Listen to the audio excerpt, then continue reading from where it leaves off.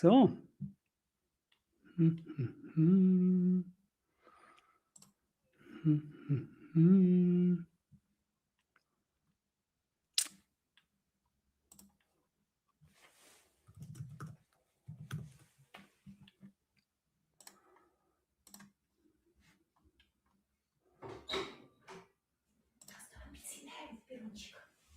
Mhm.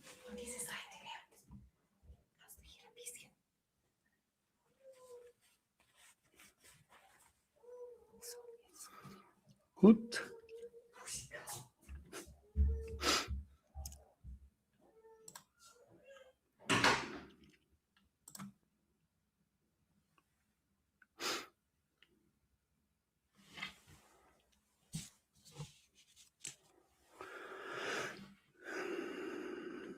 Mhm. Mhm.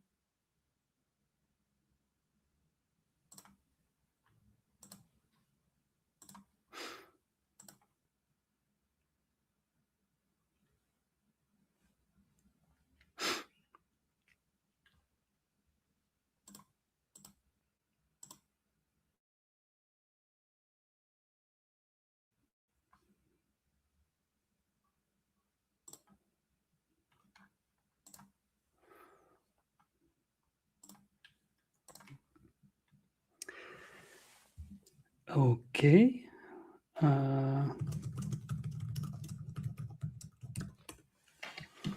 1, 2, 3, check, please. Check. 1, 2, 3, check, please.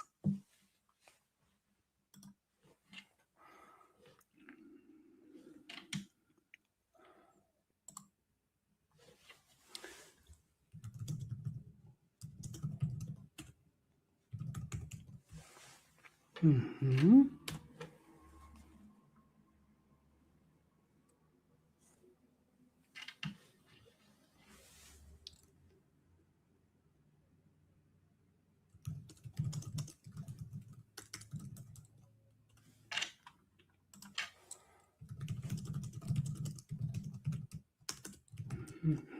Mhm.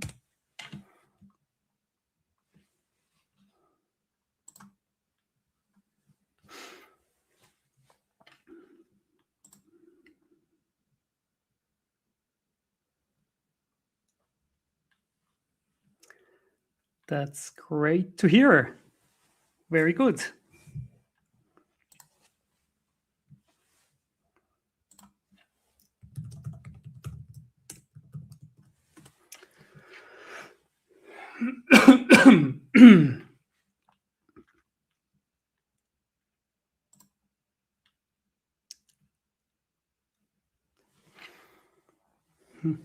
Mhm.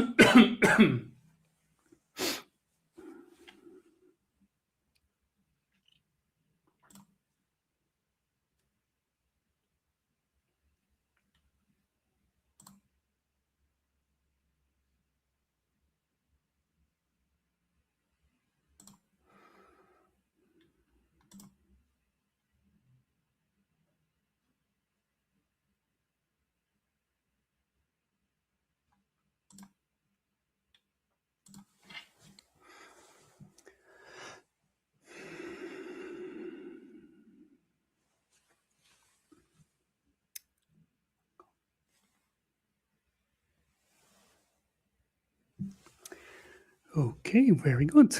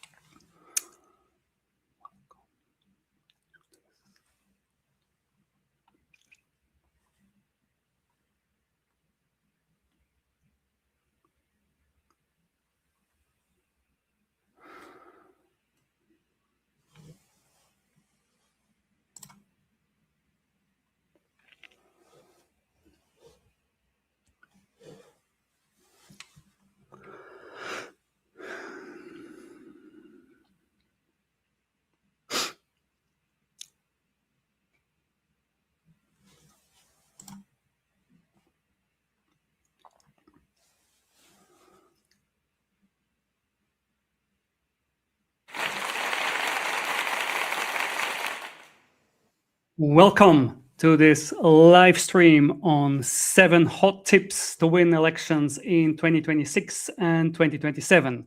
Hot in the sense of current. I'm just pointing it out because today is a very hot afternoon. Thing that I find really exciting is that we have people from over 20 countries that have signed up for this event. We're streaming live on LinkedIn, YouTube, and Facebook. And I looked at the list of people who signed up for this on LinkedIn, and I have to say that I'm almost a bit starstruck here. So thank you for being here. Unlike in my paid programs, I won't take questions. If you do have a question, I encourage you to send me an email. Here's my email address.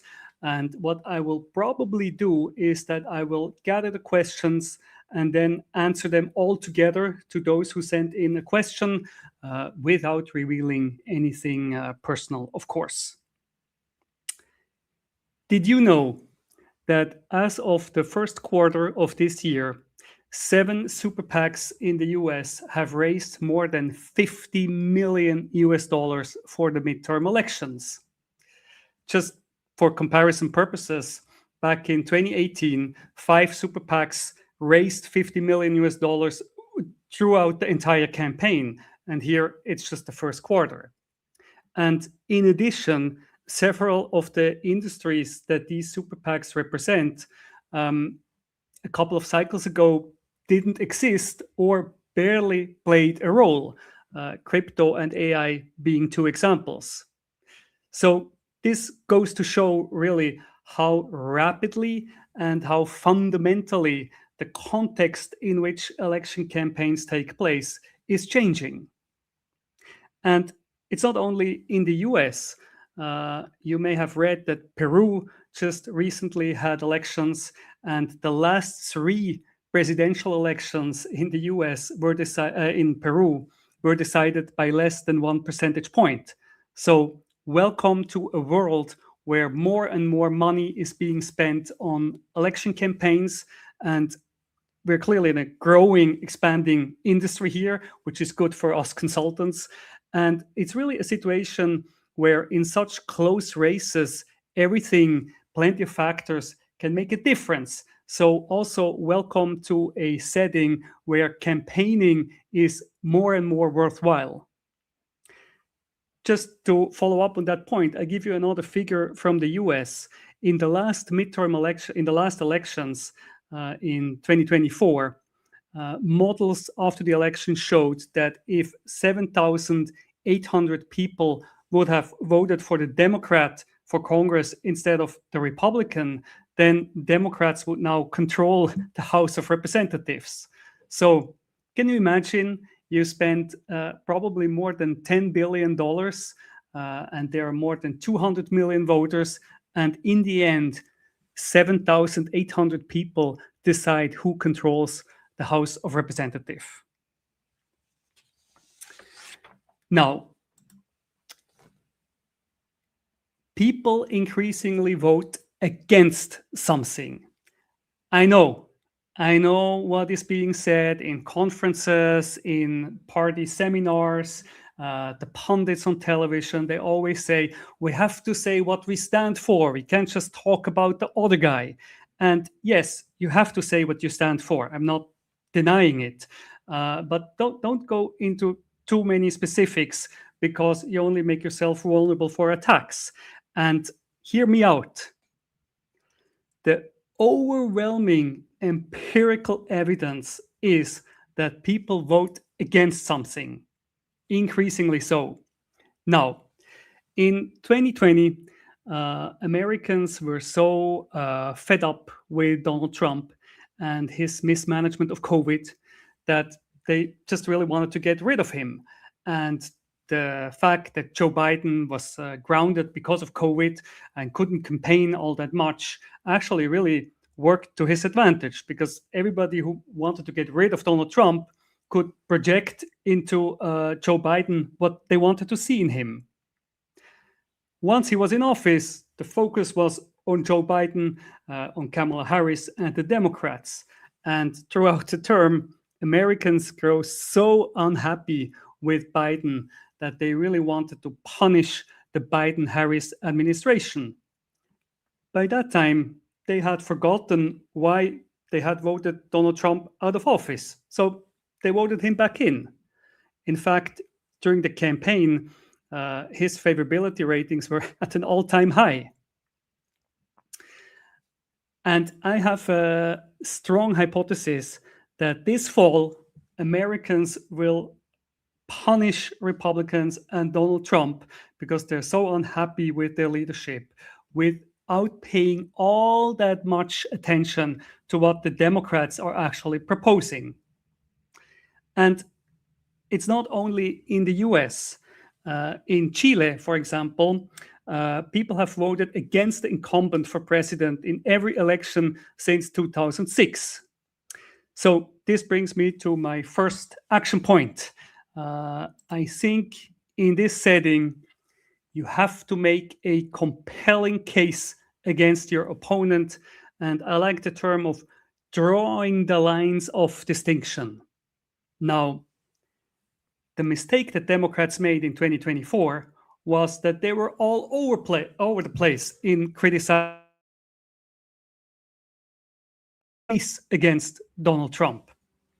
Not the fact that they were talking about Trump, but I think they repeated many of the things that people, especially swing voters, had already explicitly said that they don't care about. And it's also just the nature of how the media works, that if people say, this is the issue that I will use for my campaign, well, that's great, but the media covers conflict. And that's why you have to draw the lines of distinction. But it doesn't necessarily have to be your opponent. For example, I give you an example from Germany. I've recently signed up with a speaker bureau in Germany. And after 1 year of Friedrich Merz, the chancellor in power, I wrote a piece for them 1 year after the election. And I wrote that Germans wouldn't be Germans if they would not be extremely unhappy with their government after 1 year. And I went through different options of what Chancellor Merz could do. And maybe being the European that stands up to Donald Trump is the most promising route and the easiest way for him to go. I'm not saying he would do it, but he wouldn't be the first German chancellor to win a difficult re-election using that strategy. And that exact strategy has actually worked pretty well in Canada lately. It has worked reasonably well in Australia. And I wouldn't be surprised if Meloni in Italy would get some points in the surveys after her clash with Donald Trump. Number 2, late deciders decide everything. What I mean by this is that nowadays, no party can really count on loyal supporters below the age of 60. There are a few Swiss that have signed up for this, and I'm willing to concede that it's a little bit different in Switzerland, where politics is just really so stable. But overall, I see this as a general trend that the electorate is becoming more and more volatile. So you have to win every day. And you always have to make the case why in this election you should vote for this side and not the other side. Again, I give you an example from Germany. If you look at Germany, the Christian Democrats have really managed to lose about half of their voters within one generation. And the Social Democrats have managed to lose, I think, about 2/3 of their supporters within a generation. And it has a lot to do with what I said, that you can't count on loyal voters below the age of 60. I think it's now mostly senior citizens that vote for the two traditional what used to be the big parties in Germany. And the younger crowd, and in politics, young means 40 or below, the younger crowd really is floating, is up for grabs, and in Germany often votes either on the very left or on the very right. Now, as the electorate is becoming more volatile, I think we have to plan the end game much more assertively. And I think that while I strongly believe in early preparation and in the fact that you have to win every day, really a lot can happen in the last week. And you really have to hear the grass grow. And here's your action point: you have to poll as late in the game as possible, and you have to play offense until the very end. We have to plan the last week much more assertively than we used to. One very interesting case here is Hungary. Hungary had elections lately, and what I do after elections is often that I write pieces from both. I write two pieces looking at the election from both perspectives. After the election in New York, I wrote a piece on how Mamdani won and how Cuomo could have won. And after the elections in Hungary, I wrote a piece on how Magyar won and on how looking at it from the side of Orban. And I think in this case, really what is so striking is how rapidly Magyar was able to accomplish what he accomplished. Because from the time when he stepped down until he won an overwhelming election victory against, I think, Europe's longest serving prime minister, only 2 years. He was able to do that within 2 years by really not trying to unify the parties and the opposition, but basically replacing the party system and by appealing directly to the voters. And even when you're ahead, I think the last week can be very decisive in terms of the margin. And I think that's where Hungary is a very good example. He would probably have won anyways because he ran an almost perfect and actually classic challenger campaign. But the flawless ending, I think, really decided the margin of the victory. Another very recent case is the Senate, Republican Senate primary in Texas. I think that the challenger would probably have bet the incumbent anyways, but the Trump endorsement in the very end of the campaign really helped him to dominate the closing and probably made the margin bigger. By the way, wherever you're watching, please don't forget to connect. If you're on LinkedIn, let's link. If you're on YouTube, subscribe to my channel. I send out the Campaign Doctor bi-weekly, or on Facebook.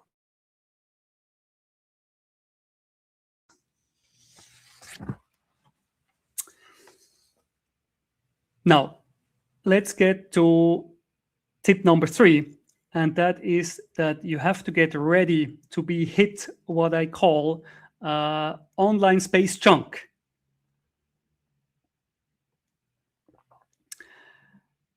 I have personally worked for people that were accused of gambling addiction, of infidelity, of corruption, of being too religious, of being too young, too old, too dogmatic, you name it. So if you're running for election and you're seen as a threat, meaning that it looks like you could possibly win, then you will be the target of attacks. And I think social media has really not made things better in that respect. I think social media has made many people meaner, and they feel at liberty to say things that they would probably otherwise not say to a person directly. So as a result, I think that many politicians and many of my clients actually worry about becoming a target. And there are really two things that I find really striking in that respect. And that is how rapidly a scandal can develop online, how rapidly something can go viral, and really the trivial nature of things. One example from outside of politics, Miss Finland had to recently give up her crown because of a scandal that really was a silly joke. I mean, uh, and I think, by the way, this is especially the case outside of the US. I mean, in the US, people are bombarded with negative ads, and I think they have become quite cynical and quite used to it and dismiss a lot of it. But outside, in other parts of the world, I think that people are different, and politicians are especially vulnerable to attacks. I mean, again, to the Swiss in the call, the Swiss, the Swiss think that there is no negative campaigning in Switzerland, when in fact, I tell you a secret: negative campaigning is omnipresent in Switzerland. It's just being done indirectly through the media, and it's very effective. One case, not sure if it's negative campaigning, but of becoming a target. I mean, look at the federal councillor Karin Keller-Sutter. She used to be the superstar not so long ago, the strong woman in the government, the one that really makes the rain and is really the driving force in the government. And within a very short period of time, her image in the news has just really completely changed. And I think it's something politicians worry about. But the good news is there is something you can do. There is something you can do from now on and from every day after that, and that is to spread more good news about yourself. Because the stronger your brand, the better you are inoculated for a possible attack. Because the more information people have about you, the better you are prepared if and when space junk will hit you. And I think that's also one of the reasons why challengers and why new candidates are particularly vulnerable to attacks, because they're not very defined in terms of public opinion. Their image is not defined. So when you get attacked, often it's like half of what people know about a candidate. I mean, a very interesting case to watch is, for example, Plotner, the Democratic candidate for Senate in Maine. I mean, I like how unapologetic he is about things, how he's dealing with the attacks. But I think it's a good case because as a new candidate, you just are particularly vulnerable. Now, if you do get hit, call me, get in touch, because I offer advisory calls where you can politics. Often it's people who think about running or think about a specific ad, or people who are in a crisis situation. And I think, especially in a crisis, the beginning is really crucial, because if you take the wrong turn at the beginning, everything that will follow after that will be wrong. And actually, in terms of crisis, it's often the initial lying about an allegation that creates a much bigger problem than what was at the root cause of the allegation to begin with. Now, let's move on to number 4.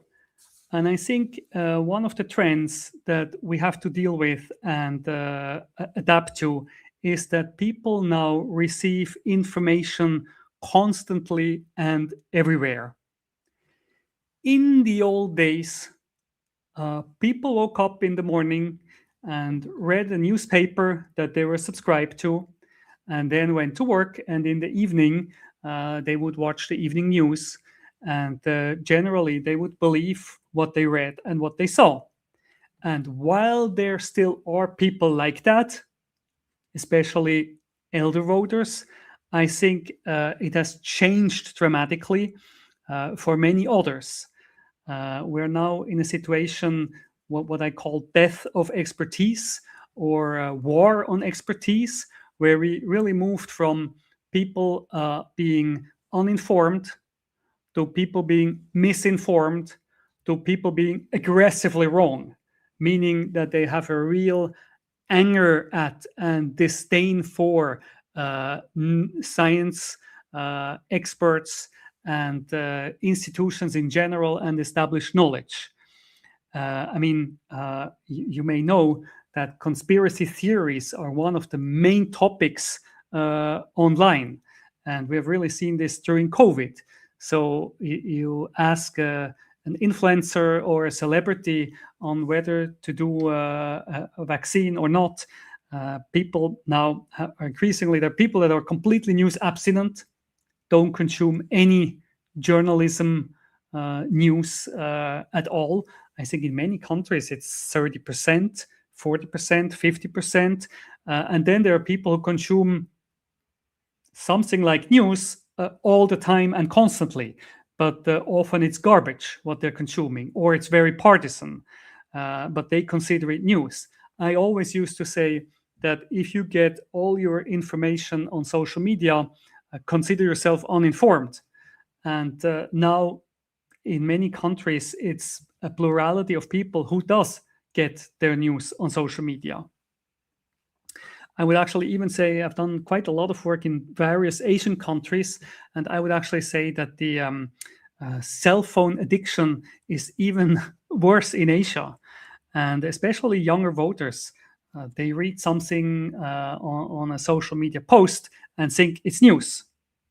So if we were to talk philosophy and the future of democracy, I think this is really worrisome. If we're talking about election campaigns, which is what we're doing in this call, I actually see a lot of opportunities. I think from a campaign perspective, this new media universe has plenty of opportunities. But, and here's your action point, campaigns have to adapt. They have to play the whole field, and they have to do so constantly. Now, what does it mean? First of all, you have to really cater to all the media outlets. I've been in campaigns in developing countries, in rural areas where, in fact, radio was very important. So, and I think radio is easy to penetrate. You have to do mainstream newspapers, you have to do online news, you have to try and do local media, you have to try to do cable news. So depending on the advocacy you're campaigning for, depending on the race, I think there are different opportunities, of course, but you really have to play the whole field. And in my observation, many campaigns are not aggressive enough in playing the whole field. And then you have to play the whole field all the time, because nowadays I think the news cycle may stop for a few hours between 2 a.m. and 5 a.m., but it's really basically nonstop. And number three, I think you have to use your own media and your social media to multiply your media presence. I'm talking the walk and walking the talk. When I promoted my book, Beat the Incumbent, I was actually doing radio interviews in Ireland. I wrote op-eds for Real Clear Politics and The Hill. I gave an interview for the Straits Times for AlJazeera.com. And of course, I multiplied everything through my social media channels. I also think one person who plays that new media environment very well is Volodymyr Zelensky in Ukraine. Now, militarily, it's basically a tie. But that really wasn't the case at the beginning of the war. At the beginning of the war, Russia was way superior militarily, and the media was really all Zelensky had, and he used it very well in trying to change the chessboard and take the war into the media and to the other countries. And I think he did so very skillfully. Now, I think linked to this new environment, we have to talk about reaching out to podcasters and influencers. There's a lot of talk about the Gensters campaigns instead of watching them or reading them. And I think it's not just a play of words. I think that the people online really don't read articles. They read the headline, they skim through the first paragraph, and then they either comment or like or move on. So scrolling campaigns is not just a play of words. Now, there's a lot of hype about the Gensters. Depending on the situation, they may be more important or less important.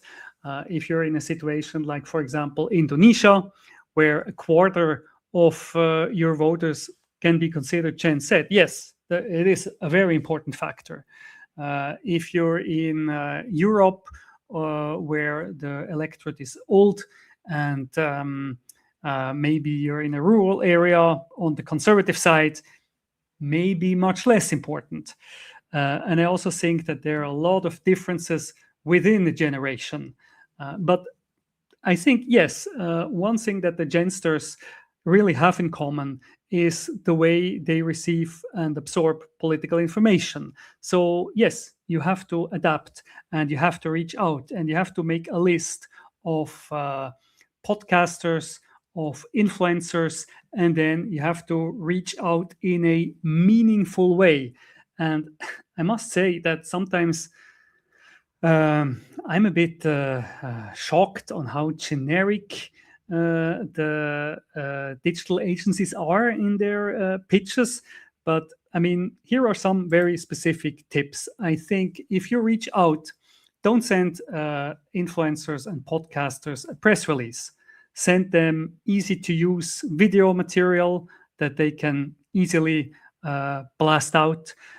Behind the scenes content works very well. And I also think here, what is very interesting is you have to play with the duration of your content. I think, for example, usually you would have to keep it very short. If your TikTok video takes longer than 15 seconds to get your point across, probably it's not doing all that much for you.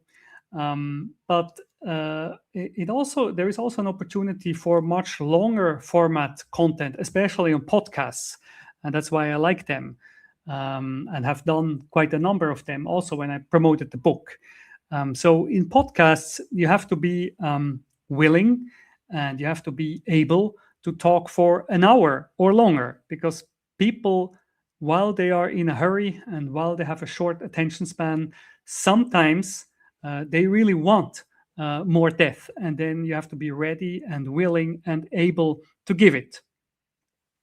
Now, when you reach out to influencers, money may be involved in some form or another, but I very strongly think that you cannot just simply buy access, because it really shows, and it lacks all political credibility. And sometimes you can really tell that influencers are just paid to promote a product, or in that case, a political idea. And it's so blatant, and I think people really can feel it. And I would strongly advise against it. Now, going back to the hype about this, I think one interesting case, for example, is Mamdani in New York, who really ran a very impressive campaign and did a lot of things on social media that are really inspiring and interesting, and there's a lot to learn. There is no doubt. Let me just challenge the current idea, though, because there is another way of looking at it. If you look at it the other way, you would say that he bet a deeply flawed candidate in the primary and then underperformed Kamala Harris in the general election by 16 percentage points. It's also interesting, for example, that before the election, actually more people said in the surveys that they heard Kamala Harris on podcasts than Donald Trump. After the election, the pundits said that Donald Trump won because he did more podcasts. I don't think he did more. I think, and it may sound counterintuitive, but I think he did it more strategically by reaching out and targeting one clear audience, which is young men. Well, Harris went just more for reach.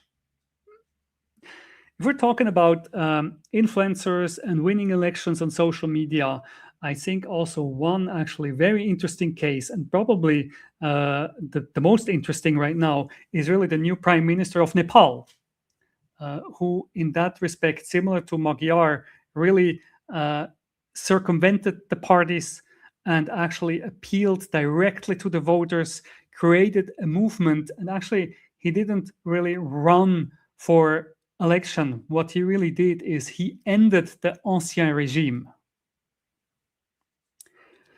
Now, I give you one last tip for additional tip for this chapter, and that is this: never base your campaign strategy and your message on social media analytics, because politicians are addicted to likes and views, but most people that decide elections, most undecided and most swing voters, are passive news consumers. They don't like, they don't comment, and if you base or adapt your message to those who comment, it may pull you to the left or to the right, and you might miss actually where swing voters are. Now, chapter number 6, embrace our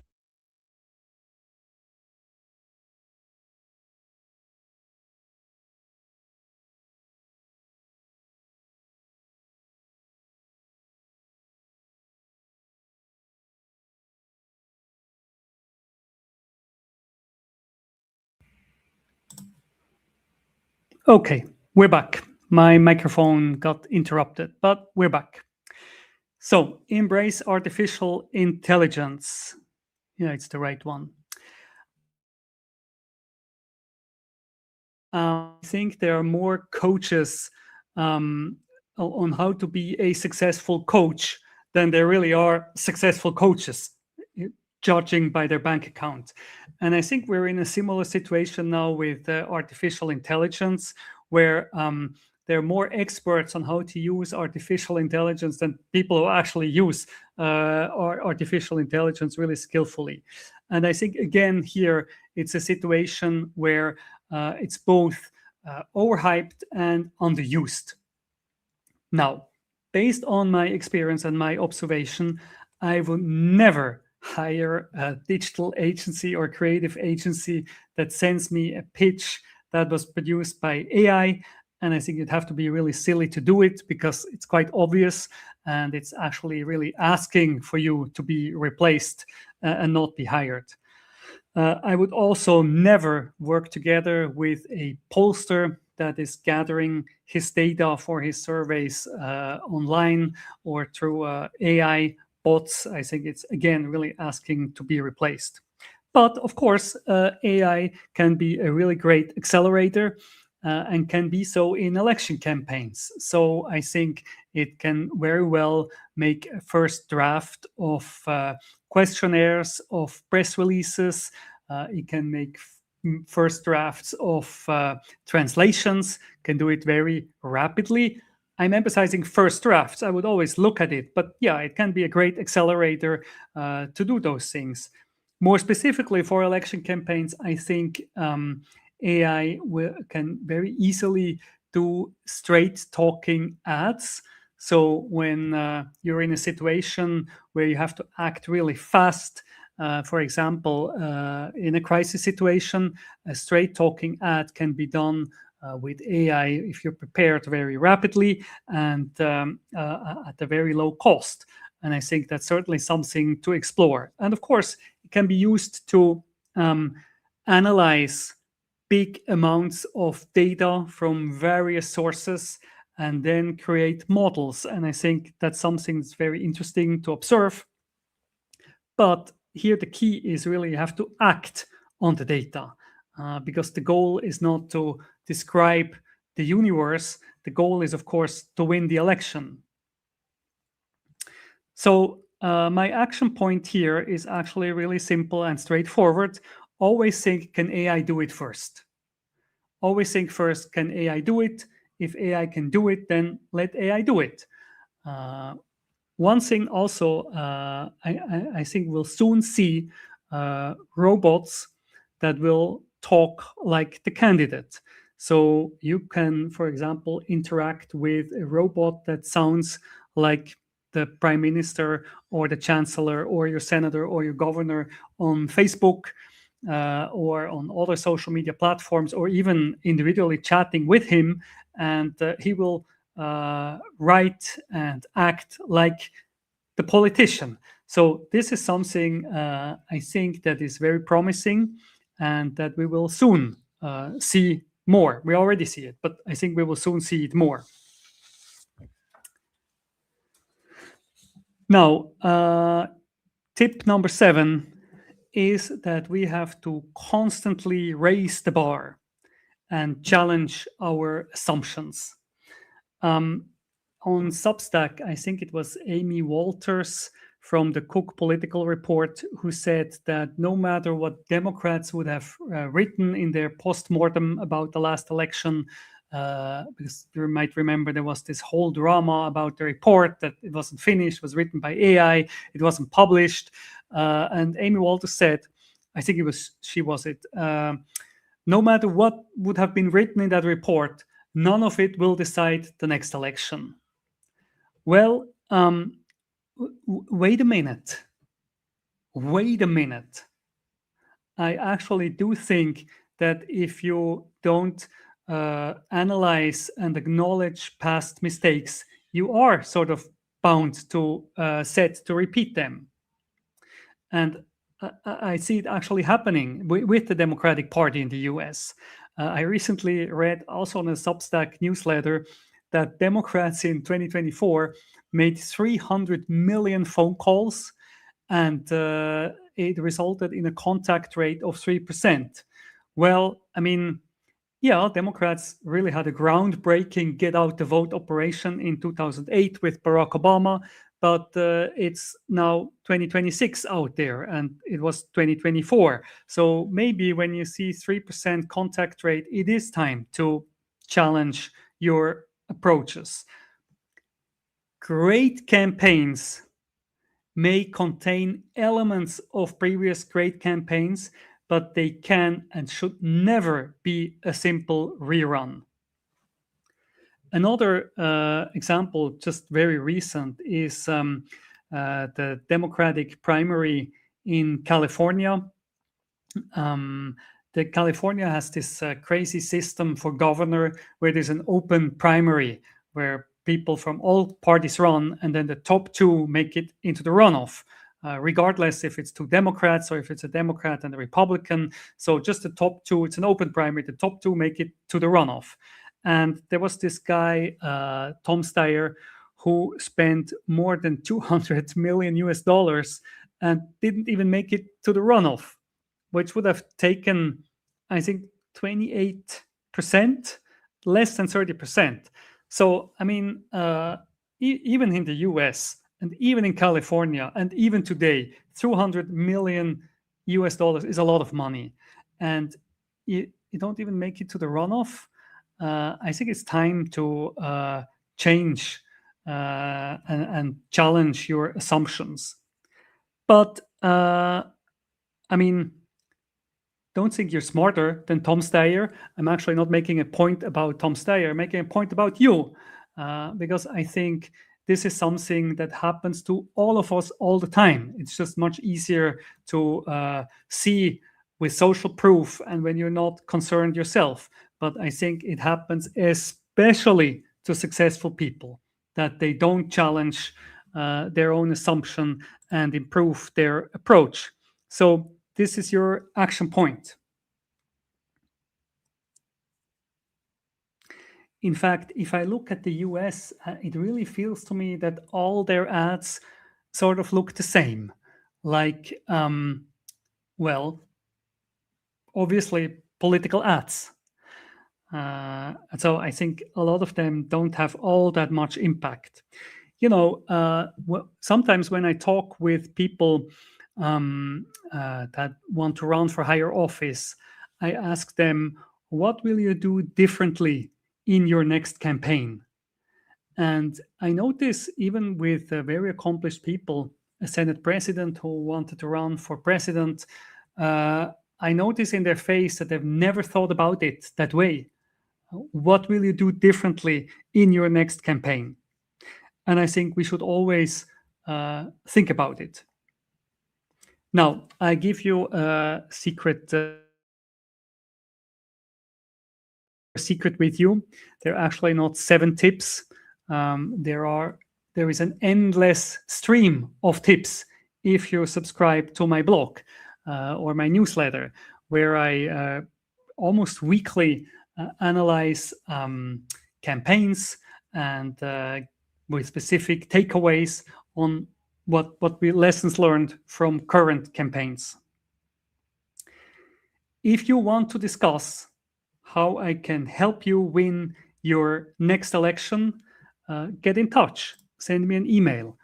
I think no matter where you're running and no matter the office you're running for, I can help you. So feel free to get in touch and let's discuss how I can best help you. Now, an author that has written a lot of books about coaching and consulting, Alan Weiss, he has coined the term of the 1% solution. And the 1% solution says that if you improve 1% every day, in 70 days, you're twice as good as you are today. Do the math, it's true. So basically, it's small improvements will work wonders in the long run. So if you go through the list of the 7 tips, you choose one, and that is your 1%. For example, you think about the good news that you can spread tomorrow, or about a story you can pitch to a journalist with a proactive PR, or you think you make that list of the podcasters that matter to your race and you reach out to them. So you choose one, and I think that's your 1% for the day. If you do all 7, then you're covered for the week. Thank you very much, and all the best.